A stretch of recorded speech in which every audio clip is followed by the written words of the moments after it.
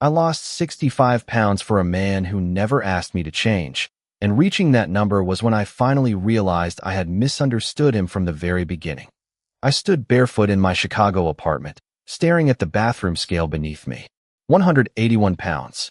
11 months earlier, I had weighed 246. The old jeans hanging from my hand had once pressed tightly against my waist. Now I could pull the waistband several inches away from my body. I should have been celebrating. Instead, my eyes filled with tears.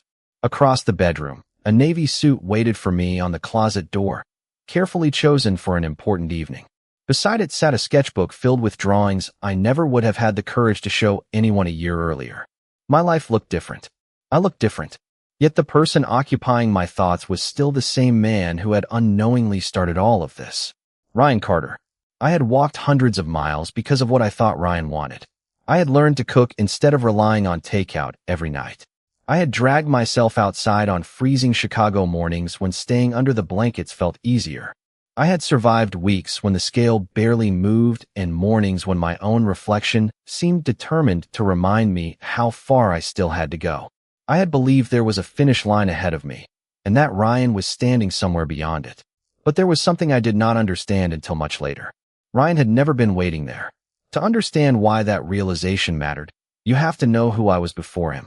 11 months earlier, I was 26-year-old Ethan Miller, living alone in a small one-bedroom apartment on Chicago's north side, and becoming increasingly talented at disappearing from my own life. I avoided group photographs by volunteering to take them. I declined invitations by claiming I had work. Dating applications rarely survived 15 minutes on my phone before I deleted them. Whenever someone made a joke about weight, I laughed first, because making myself the punchline felt safer than wondering whether someone else would. The worst loss had nothing to do with the scale. I had stopped drawing. In college, I carried pencils everywhere. I sketched strangers on trains, old brick buildings, coffee cups, reflections in rain puddles. Somewhere between graduation, a job that paid my bills but gave me nothing to dream about, and years of promising myself I would start living after I became better, my sketchbooks disappeared into a drawer. Then, on a cold November afternoon, rain started falling while I was walking home. I ducked into a coffee shop I had passed dozens of times and ordered the largest coffee they sold. My phone battery was dead, so I opened an old sketchbook I had recently found beneath a stack of papers. Without thinking, I began drawing the rain sliding down the window. For 10 quiet minutes, I forgot to judge myself. Then a voice beside me said, "Did you draw that?"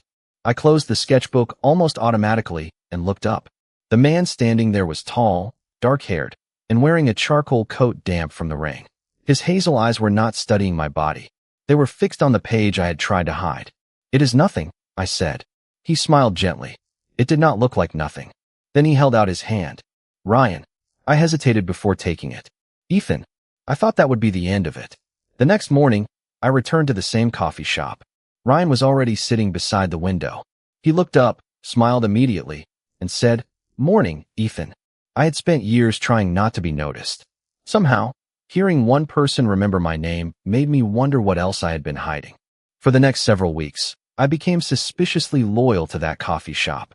I told myself their coffee was better than the bitter stuff at my office. But by the fourth morning, I was adjusting my commute, so I could arrive before 8. Ryan was usually there beside the window with black coffee, a paperback, and the kind of calm expression that made the crowded room seem quieter around him. At first, we only exchanged greetings. Then he started asking about my drawings. I expected polite questions that would disappear from his memory before lunch, but Ryan remembered everything. When I mentioned that I used to sketch old Chicago buildings in college, he pointed out a weathered theater 2 blocks away and told me I should draw it before somebody replaced it with another glass tower. 3 days later, he asked whether I had. Nobody had treated my forgotten interests like they mattered in years. I slowly learned things about Ryan too. He was 29 and worked as a physical therapist at a rehabilitation clinic downtown. He loved terrible mystery novels, hated raisins with unreasonable passion, and considered 28 degrees perfectly acceptable walking weather. He called his mother every Sunday evening because she worried if he waited until Monday. The more ordinary things I learned about him, the less ordinary he became to me. That frightened me. I started noticing the small crease beside his eyes when he laughed and the way he listened without checking his phone. I also noticed how quickly every good feeling could turn into insecurity the moment I remembered that I wanted him to see me as more than a coffee shop friend. One Friday, Ryan invited me to a small birthday gathering for his coworker Megan at a neighborhood restaurant. My first instinct was to invent an excuse. Somehow I said yes. I spent almost an hour choosing a shirt that evening, rejecting one after another because every mirror seemed to have an opinion. When I arrived, Ryan waved me over immediately. He introduced me as Ethan, the artist I told you about. Artist. The word caught me completely off guard. For an hour, I almost believed it. Then Caleb arrived. He was tall, athletic, confident, and dressed like he had never once stood in front of a closet wondering whether clothes could make him invisible. Caleb greeted Ryan warmly and took the open seat beside him. They laughed easily together, and my mind supplied an entire story without asking permission. Of course, someone like Ryan would want someone like Caleb. I looked down at myself and suddenly felt aware of every inch of space I occupied. Nobody insulted me. Nobody stared. Ryan did nothing wrong. I was the only person in that restaurant rejecting me. I left before dessert without saying goodbye. Outside, the Chicago air was painfully cold, and I had made it half a block when I heard Ryan calling. My name. He caught up and asked why I had disappeared. I said I was tired. Ryan studied me quietly. Then he said, "You do that a lot, Ethan." I asked what he meant. His expression softened. "You disappear every time somebody gets close to you." I had no answer. That night, I stood in front of my bathroom mirror and forced myself to keep looking. I thought about every photograph I had avoided, every invitation I had refused, every drawing I had hidden, and every year I had postponed until some better version of me arrived. Then I opened the notes application on my phone and typed the number that suddenly felt like an answer. 65 pounds. I believed changing my body might finally make me brave enough for Ryan. I did not yet understand that courage was the thing I had actually begun searching for. The next morning, I learned that choosing a number was much easier than changing the habits behind it. I woke before my alarm and immediately started negotiating with myself. Monday would be a cleaner beginning. I should research everything first. I needed better shoes, better groceries, maybe a gym membership, maybe some perfect plan that would guarantee I never failed. Then I realized I was doing exactly what I had done with the rest of my life. I was waiting for ideal conditions before allowing myself to begin. So I pulled on an old sweatshirt, found the sneakers buried near my closet, and walked outside. There was nothing impressive about that first morning. Chicago was freezing, my legs felt heavy, and after half a mile, I wondered how anyone could possibly enjoy walking for exercise. But I finished a loop around my neighborhood and returned home tired, cold, and unexpectedly proud. The next morning, I did it again. Over the following weeks, I stopped searching for dramatic solutions and started building ordinary routines. I walked farther. I learned to cook simple meals at home. I packed lunch instead of ordering takeout at my desk. Most importantly, I tried to stop treating one difficult day as proof that I had failed completely. During the first month, I lost 8 pounds. I stared at the scale as if it had personally handed me a trophy. Ryan noticed something before I told him. At the coffee shop one morning, he studied me for a second and said, "You seem different." My heart jumped. I wondered whether he could already see the weight loss. Then he smiled. "You seem happier." I laughed, but his answer stayed with me. At 20 pounds down, an old button-down shirt fit comfortably again. I wore it to the coffee shop expecting Ryan to notice. He looked up, smiled, and immediately pointed at the sketchbook under my arm.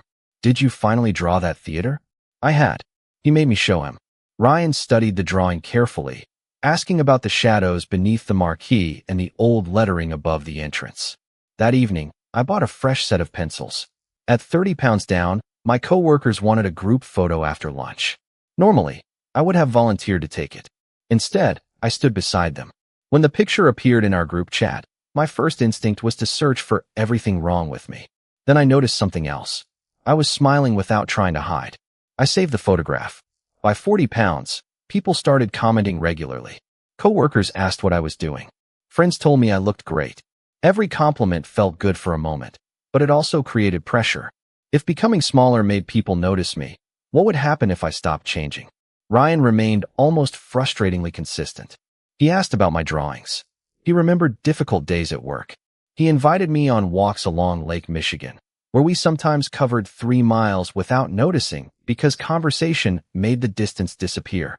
One evening, the skyline turned gold behind us while I told him a ridiculous story about ruining dinner and filling my apartment with smoke from a burned pan.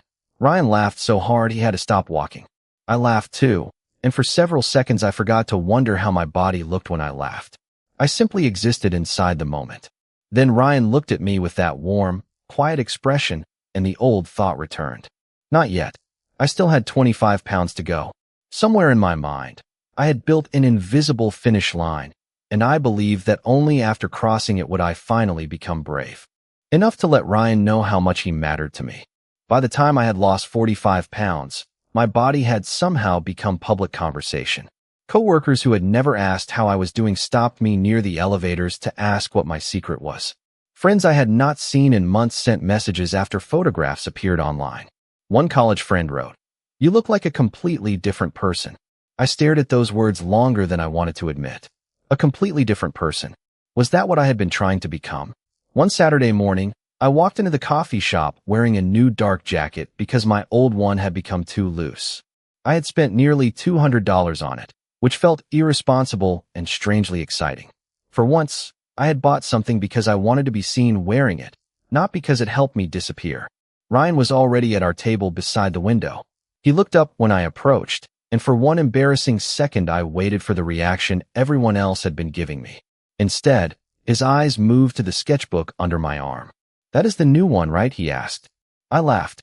"That is what you noticed?" Ryan looked genuinely confused. Was I supposed to notice something else? I sat down before my face could reveal too much. Over the previous month, I had filled nearly half the sketchbook. Storefronts, train platforms, people waiting for buses, a father tying his daughter's shoe near Millennium Park, an older couple sharing an umbrella in the rain. Ordinary moments I once would have missed because I had been too busy wondering whether strangers were judging me. Ryan turned through the pages slowly until he reached a drawing of our coffee shop window. 2 faint figures appeared in the reflection. One was me. The other was him. He studied it for a long moment. "You are serious about drawing again," he said. I shrugged. "Maybe." Ryan closed the sketchbook carefully.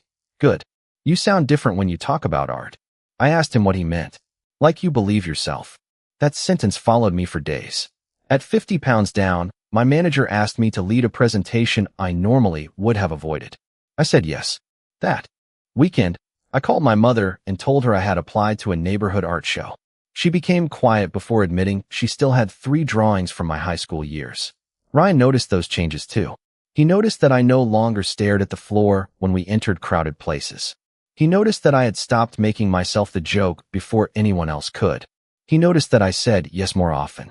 Everyone else seemed fascinated by what I was losing. Ryan kept noticing what I was getting back. Then one spring evening, after dinner, we walked beside Lake Michigan beneath a clear sky.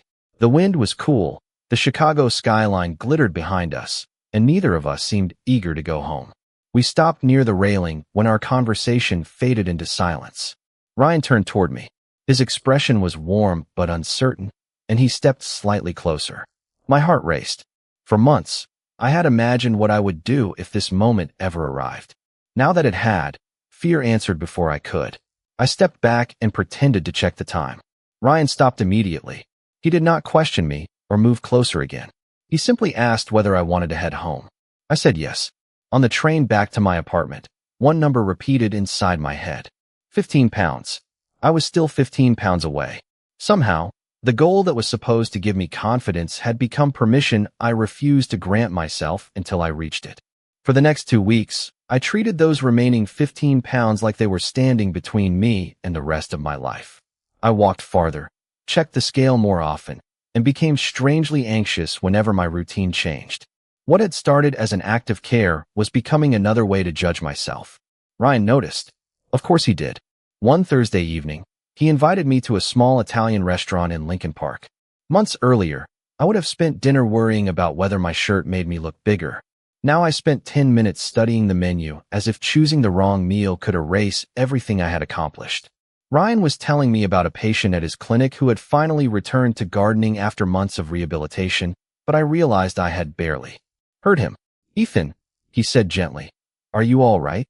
I gave him the answer I always used when I did not want to explain myself. I am fine. Ryan glanced at the menu in my hands. You have been reading the same page since we sat down. I tried to laugh. It sounded forced even to me. I ordered something simple, but when Ryan suggested sharing dessert, I immediately refused. He did not argue. He only looked concerned. When did this stop making you happy? He asked.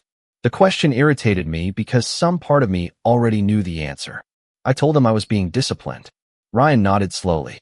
Discipline should help you live your life. It should not make you afraid of dinner. I changed the subject. A week later, the scale stayed at the same number for several mornings in a row. Nothing terrible had happened, yet I felt as if I had failed an important test. I was supposed to meet Ryan for our Saturday walk, but I sent him a message saying I was not feeling well. 2 hours later, he called. He asked whether I needed groceries or medicine. I said no. Then he became quiet. Are you actually sick? I stared at the scale across the bathroom floor. I could have lied. Instead, I admitted that I had not made any progress that week. Ryan paused before asking, progress toward what? The question stopped me. I looked around my apartment. My newest sketches covered the dining table. A confirmation email for the neighborhood art show was open on my laptop. The group photograph I once would have avoided was attached to my refrigerator. My life had changed in ways no scale could measure, yet I was letting one unmoving number ruin an entire Saturday. Later that afternoon, Ryan came over with coffee. We sat beside the apartment window while light rain softened the city outside. He picked up my sketchbook and found a drawing of himself reading at our usual cafe table. I felt suddenly exposed, but he did not tease me. He studied it quietly, then looked at me. Everyone keeps telling you that you look different, do they not? I nodded. I think they are noticing the least interesting thing about you. My throat tightened. Ryan continued. You draw again. You call your family. You stopped hiding in photographs. You say yes to things. You walk into rooms differently now. He placed the sketchbook between us. That is what I noticed. For a moment, neither of us spoke. Then Ryan slowly rested his hand beside mine, close enough that I could choose what happened next. I wanted to close that final inch. Instead, the old fear returned. 15 pounds. Not yet. I pulled my hand back. Ryan looked disappointed, but he respected the distance. After he left, I stood beside the window with his words repeating in my head. Everyone else had been watching my body change. Ryan had been watching me come back to life. And for the first time, I began to wonder whether the person demanding those final 15 pounds had never been Ryan at all. For 3 days after Ryan left my apartment, I avoided the coffee shop. I told myself I needed time to think, but the truth was simpler. I was afraid that one honest conversation might destroy the explanation I had built for everything I had done. On the 4th morning, Ryan sent me a message asking if we could talk. No pressure, no accusation, just coffee. I agreed. When I arrived, he was sitting at our usual table beside the window, and my coffee was already waiting across from him. I sat down and wrapped both hands around the cup. Ryan did not rush me. Finally, I told him about the birthday gathering months earlier. I told him what I had thought when I saw Caleb beside him. I told him about going home, standing in front of my mirror, and writing 65 pounds into my phone as if it were the answer to every fear I had carried for years. Ryan listened without interrupting. Then I forced myself to say the part that embarrassed me most. I started because of you. His expression changed. I continued before I could lose my nerve. I thought if I lost enough weight, dressed better, became more confident, maybe I could become someone you would want. Ryan stared at me for a long moment. Then he said quietly, Ethan, I wanted you before you lost the first pound. For several seconds, I could only hear the low murmur of the coffee shop around us. Ryan leaned forward. Do you remember the first afternoon we met? I nodded. You were drawing rain on the window. You made something ordinary look beautiful, then closed the sketchbook like you were ashamed I had noticed. He smiled faintly. I came back the next morning hoping you would be there. I stared at him. You thought I remembered your name by accident? My entire understanding of the previous month shifted. I asked about Caleb, and Ryan blinked in surprise. Then he explained that Caleb was Megan's boyfriend. The birthday gathering had been hers. There had never been anything romantic between Ryan and Caleb. I almost laughed at how completely my insecurity had written a story without evidence. Ryan told me he had noticed my physical changes, of course, but they were never what made him care about me. He liked the man who drew strangers on trains, remembered small details about other people, made bad jokes when nervous, and could spend 10 minutes explaining why an old theater sign deserved to be preserved. He had watched me become happier, more open, more willing to participate in my own life, and that was what mattered to him. "I am glad you started taking care of yourself," he said, "but I do not want you believing my feelings are a reward waiting at a certain number." My eyes burned with tears I had spent too long avoiding. Ryan placed his hand on the table, stopping a few inches from mine and leaving the choice to me. This time, I crossed the distance. His hand was warm beneath mine, and the moment was quieter than every version I had imagined. I had expected getting what I wanted to make everything inside me finally settle. Instead, another question appeared. If Ryan had never required those 65 pounds, why did finishing still matter so much to me? And if I stopped tomorrow, would the life I had rebuilt still feel like mine? For the first time since meeting Ryan, getting what I had wanted did not feel like an ending. It felt like another beginning, and I was not sure I was ready for it. After we left the coffee shop, I walked home alone through the cool Chicago morning with his words repeating in my head. He had wanted me before the first pound, before the new jacket, before the group photographs, before I started walking into rooms without staring at the floor. For months, I had imagined Ryan standing at the end of my journey like a prize I might finally deserve. Now that idea embarrassed me, not because my feelings for him were false, but because I had made his affection responsible for proving something only I could decide. The next evening, I asked Ryan to meet me near the lakefront. Spring had softened the city, and people moved along the path with dogs, bicycles, and strollers while the water reflected a pale blue sky. Ryan smiled when he saw me, but his expression became serious when I told him I needed to say something difficult. I told him I cared about him. I told him I wanted the possibility he had offered me more than I could explain. Then I told him I was not ready to begin a relationship. Ryan looked disappointed, but he did not interrupt. "For months, I made you the finish line of a race you did not even know I was running," I said. "If I say yes now, I will always wonder whether I actually learned to value myself or whether I just got the reward I was chasing." Ryan was quiet for a moment. Then he asked, "What do you need?" I looked across Lake Michigan before answering. "I need to know that if you disappeared tomorrow, I would still choose this life." He nodded slowly. "Then choose it because it belongs to you." We agreed to give each other space. The first week felt empty. I stopped arranging my mornings around the possibility of seeing Ryan at the coffee shop. I still walked, but now I walked because the cold air cleared my head. I still cooked, but because I liked making something good for myself. Some days I exercised. Other days I rested without treating rest like failure.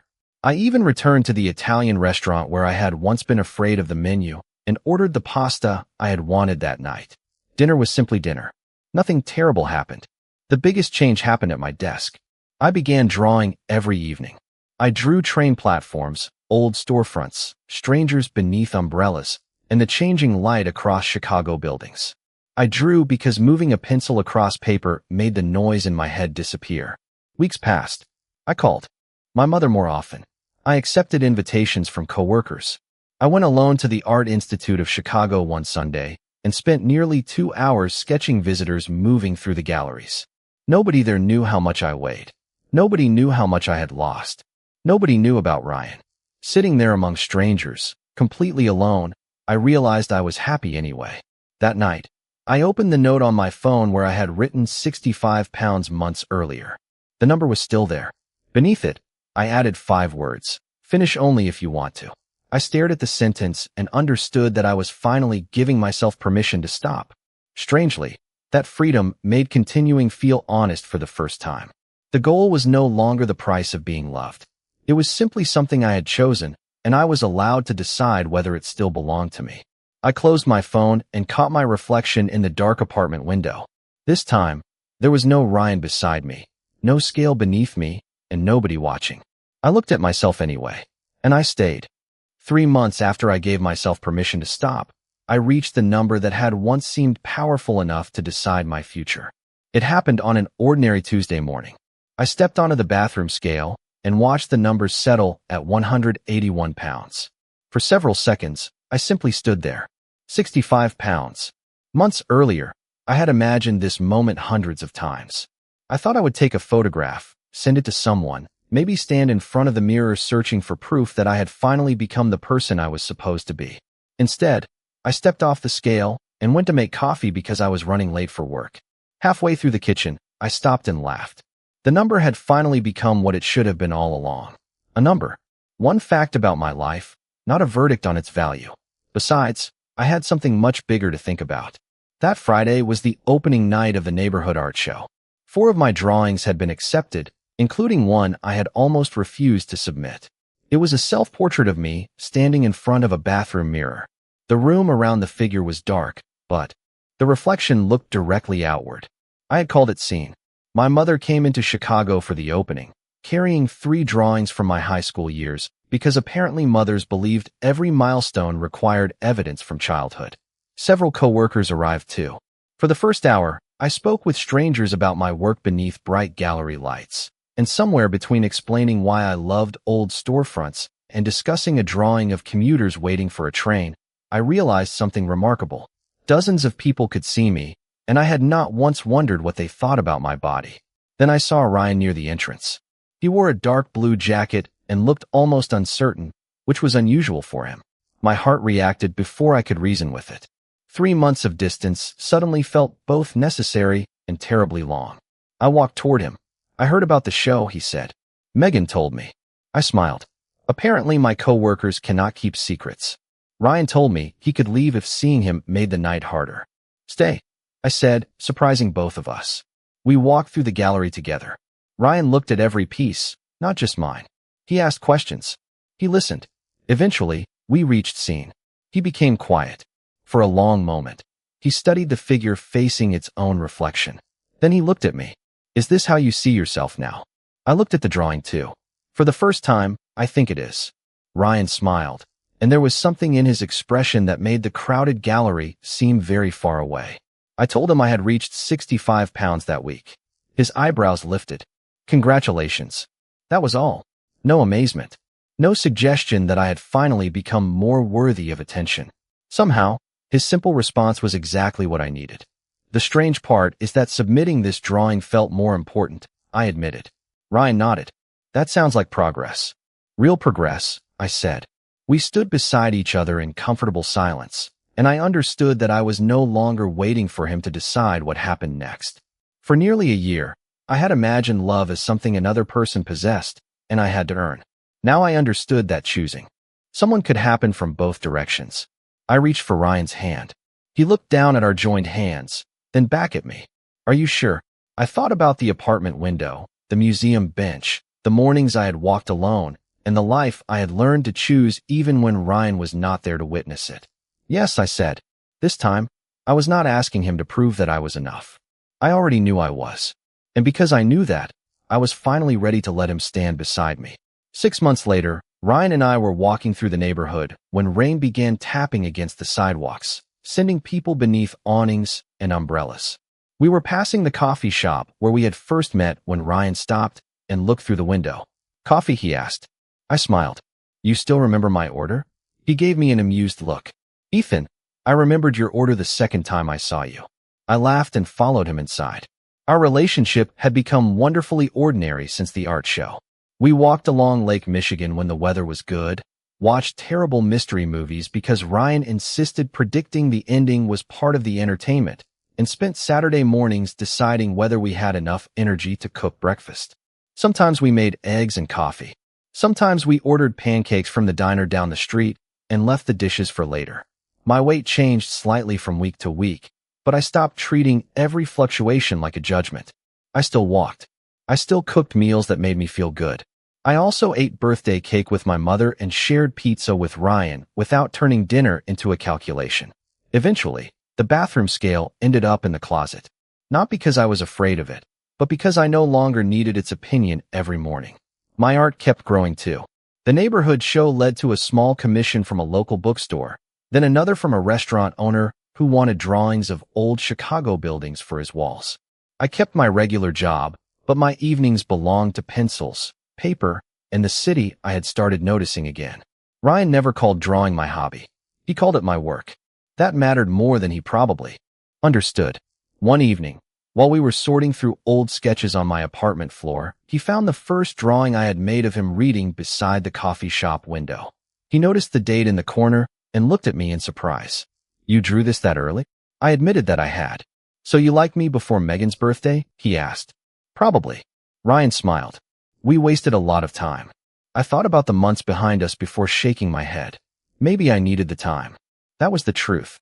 Ryan had noticed me when I had forgotten how to notice myself, but he had never rescued me. He simply opened a door by asking about something I loved. I was the one who eventually chose to walk through it. Back at the coffee shop, Ryan ordered before I could speak. "Large coffee with a little cream." "Exactly right." We carried our cups to the table beside the window. Rain traced familiar lines across the glass, while Chicago moved beyond it in blurred lights and umbrellas. I pulled my sketchbook from my bag. Ryan shook his head, smiling. "You brought that on purpose." "Of course I did." I began drawing the window, just as I had on the afternoon we met. After a few minutes, I noticed our reflections in the glass. Ryan was beside me, warm and familiar, but my eyes settled on my own reflection first. I thought about the man who used to volunteer to take photographs so he would not have to appear in them. The man who believed life would begin only after he became smaller, better, worthier. I had spent so much time trying to change what I saw in the mirror that I almost missed what mattered. I had started drawing again. I had stopped apologizing for taking up space. I had learned that caring for myself was not the same as punishing myself, and that love was never supposed to be a prize awarded for reaching a number. Ryan leaned closer to look at the page. Outside, the rain kept falling. I carefully added both reflections to the drawing. Once, I would have erased mine. This time, I left it exactly where it belonged.